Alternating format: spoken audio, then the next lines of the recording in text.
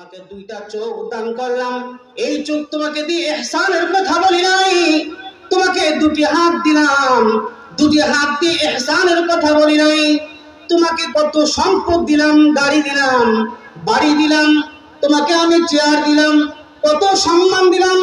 এত কিছু দেওয়ার পরেও আমি কখনো বলি নাই এটা তোমার জন্য ইহসান। কিন্তু আল্লাহ তাবারক ওয়া তাআলা অন্যতম একটি নিয়ামত দেওয়ার পরে আল্লাহ তাআলা বলেছেন এটা তোমাদের জন্য নিয়ামত দান করেছি।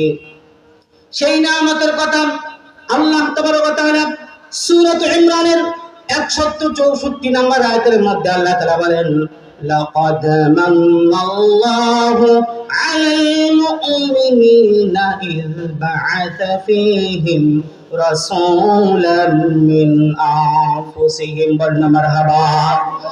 আল্লাহ তাবারক ওয়া তাআলা বলেন তোমাকে এত নিয়ামত দিলাম, কোন নিয়ামতের ইহসানের কথা বলি নাই, শুধুমাত্র একটা নিয়ামতের তোমাদের জন্য ইহসান। লাকাদ মান্নাল্লাহু আলাল মুমিনিনা ইয বা'আথা ফীহিম রাসূলান। সুবহানাল্লাহ। আল্লাহ তাবারক ওয়া তাআলা বলেন ও বান্দারা, আমি সমস্ত নিয়ামতের ইহসানের কথা বলি নাই, শুধুমাত্র একজন রাসূল পাঠায়া তোমাদের জন্য ইহসান করলাম। বলেন সুবহানাল্লাহ।